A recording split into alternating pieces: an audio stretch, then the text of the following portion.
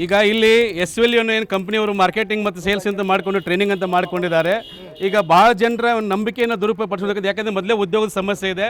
ಭಾಳ ಜನರು ಮನೆಯಲ್ಲಿ ಕೂತ್ಕೊಂಡು ಏನಾದರೂ ನಾವು ಉದ್ಯೋಗ ಮಾಡಬೇಕಂತಕ್ಕಂಥವ್ರನ್ನ ಒಂದು ಭಾವನೆಯನ್ನು ಬಂಡವಾಳ ಮಾಡಿಕೊಂಡು ಅವ್ರ ಕಡೆ ದುಡ್ಡನ್ನು ಕೂಡ ಕಟ್ಸ್ಕೊಂಡು ಮೋಸ ಹೋಗುವವರು ಎಲ್ಲಿ ತನಕ ಇರ್ತಾರೋ ಮೋಸ ಮಾಡುವವರು ಕೂಡ ಅಲ್ಲಿ ತನಕ ಇರ್ತಾರೆ ಎಂಬಂತಹ ಗಾದೆ ಮಾತಿಗೆ ಇದೀಗ ಹಾವೇರಿಯಲ್ಲಿ ಸ್ವಯಂ ಉದ್ಯೋಗವನ್ನ ಮಾಡುವಂತಹ 1,26,000 ರೂಗಳು ತಿಂಗಳಿಗೆ ಆದಾಯ ಬರುವಂತೆ ನಾವು ಮಾಡಿಕೊಡ್ತೀವಿ ಅಂತ ಹೇಳಿ ಇಲ್ಲಿನ SLV ಮಹಿಳಾ ಮಾರ್ಟ್ ಅಂಡ್ ಮಾರ್ಕೆಟಿಂಗ್ ಕಂಪನಿಯವರು ಕೋಟಿ ಹಣವನ್ನ ದೋಚಿ ಪರಾರಿಯಾಗಿದ್ದಾರೆ. ಅಮಾಯಕರಿಗೆ ದೋಖಾ ಮಾಡಿರುವಂತ ಘಟನೆ ಇದೀಗ ಹಾವೇರಿಯಲ್ಲಿ ತಲ್ಲಣವನ್ನ ಸೃಷ್ಟಿ ಮಾಡಿದೆ. ಹಾವೇರಿಯಲ್ಲಿ ಅಮಾಯಕ ಮುಗ್ಧ ಮಹಿಳೆಯರನ್ನ ವಂಚಿಸಿರುವಂತ ಈ ಜೋಡಿ ಈಗ ನಾಪತ್ತೆಯಾಗಿದ್ದಾರೆ. ಖಾಸಗಿ ಕಂಪನಿಗಳಿಗೆ ಇನ್ವೆಸ್ಟ್ ಮಾಡೋ ಮುನ್ನ ನಾಗರಿಕರೇ ಎಚ್ಚರ. ಇನ್ನು ಈ ಒಂದು ಸ್ವಯಂ ಉದ್ಯೋಗವನ್ನ ನೀವು ಮಾಡ್ಕೊಳ್ಬಹುದು. ಮನೆಯಲ್ಲಿಯೇ ಊದುಬತ್ತಿ, ಮೇಣದ ಬತ್ತಿ, ಕರ್ಪೂರ, ಧೂಪ, ಇತರೆ ಸಾಮಗ್ರಿಗಳ ಕಚ್ಚಾ ವಸ್ತುಗಳನ್ನ ನಾವು ಕೊಡ್ತೇವೆ. ಅವುಗಳನ್ನ ನೀವು ಮಾಡಿ ಮಾರಾಟವನ್ನ ಮಾಡಬಹುದು. 1,00,000 ರೂಗಳಿಗೆ ಕನಿಷ್ಠ 26,000 ರೂಗಳು ನಿಮಗೆ ಲಾಭ ತಂದು ಕೊಡುತ್ತೆ ಅಂತ ಹೇಳಿ ನಂಬಿಸಿದವರು. ರಾಜ್ಯದಲ್ಲಿ ನಮ್ಮದು 9 ಶಾಖೆಗಳಿದೆ.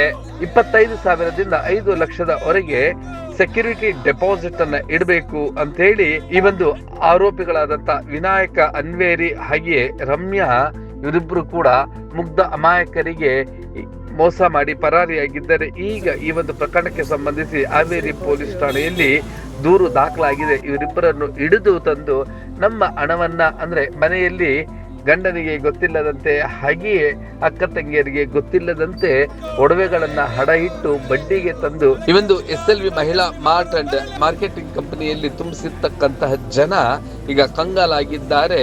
ಈ ಒಂದು ಹಾವೇರಿ ನಗರದ ಅಶ್ವಿನಿ ನಗರದಲ್ಲಿರ್ತಕ್ಕಂಥ ಈ ಒಂದು ಕಂಪನಿ ಇದಾಗಿದೆ.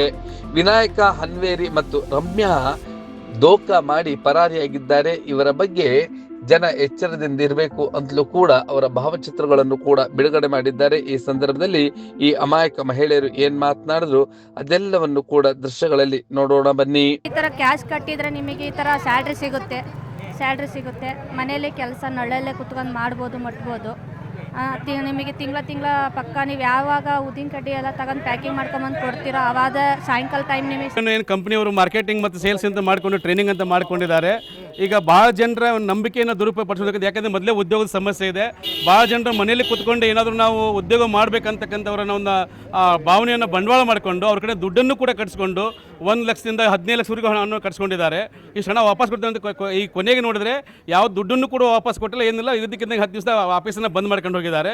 ಹೀಗಾಗಿ ಇದು ಕೋಟ್ಯಾಂತರ ರೂಪಾಯಿದ ದೊಡ್ಡ ಮಟ್ಟದ ಒಂದು ಹಗರಣವನ್ನು ಇಲ್ಲಿ ಆಗಿರತಕ್ಕಂಥದ್ದು ಮೇಲ್ನೋಟ ಕಾಣ್ತಾ ಇದೆ. ಹೀಗಾಗಿ ತಕ್ಷಣ ಜಿಲ್ಲಾಡಳಿತ ಮಧ್ಯಪ್ರವೇಶ ಮಾಡಿ ಏನು ಬಡ ಜನರು ಇಲ್ಲಿ ಹಣವನ್ನು ಕಟ್ಟಿದ ಹಣವನ್ನು ವಾಪಸ್ ಕೊಡಿಸಬೇಕು ಮತ್ತು ಈ ರೀತಿಯಾಗಿ ಏನು ಅಕ್ರಮ ಮಾಡಿದ್ದಾರೆ ಅವ್ರ ಮೇಲೆ ಕಾನೂನಾತ್ಮಕ ಕ್ರಮವನ್ನು ಕೈಗೊಳ್ಳಬೇಕೆಂದು ಈ ಮೂಲಕ ಅವರಲ್ಲಿ ಆಗ್ರಹವನ್ನು ಮಾಡ್ತಾ ಇದೆ. ಇದು ಬಂದು ಮಹಿಳೆಯರಿಗೆ ಉದ್ಯೋಗದ ಅವಕಾಶ ಅಂತಂದೇಳಿ ಇವತ್ತು ಇನ್ಸ್ಟಾಗ್ರಾಮ್ ಇರ್ಬೋದು ಮತ್ತು ಫೇಸ್ಬುಕ್ ಇರ್ಬೋದು, ಈ ಥರದ ಎಲ್ಲ ಒಂದು ಮೀಡಿಯಾಗಳ ಮುಖಾಂತರ ಇವರು ಪಬ್ಲಿಸಿಟಿ ಮಾಡಿದಾಗ ಈ ಒಂದು ಮೀಡಿಯಾದ ಮುಖಾಂತರ ಎಲ್ಲರೂ ಹೆಣ್ಮಕ್ಳು ನೋಡಿ ಏನೋ ಒಂದು ಸೋಷಿಯಲ್ ಮೀಡಿಯಾದ ಮುಖಾಂತರ ನೋಡಿ ಇವತ್ತು ಹೌದಲ್ಲ ನಾವು ಕೂಡ ಮಾಡ್ಬೋದು, ಮನೆಯಲ್ಲೇ ಇದ್ಕೊಂಡು ಏನೋ ಒಂದು ಸಂಪಾದನೆ ಮಾಡ್ಬೋದು ಅಂತಂದೇಳಿ ಈ ಒಂದು ಆಫೀಸ್ಗೆ ಬಂದು ವಿಸಿಟ್ ಮಾಡಿದಾಗ ಎಲ್ಲ ರೀತಿಯ ಮಾಹಿತಿ ಕೊಟ್ಟಾಗ ಸೊ ಇಲ್ಲಿ ಇಲ್ಲ ನೀವು ಸ್ಯಾಲ್ರಿ ಬೇಕು ಅಂದಾಗ ನೀವು ಈ ಥರ ಪ್ಯಾಕಿಂಗ್ ಸಿಸ್ಟಮ್ ಇದೆ.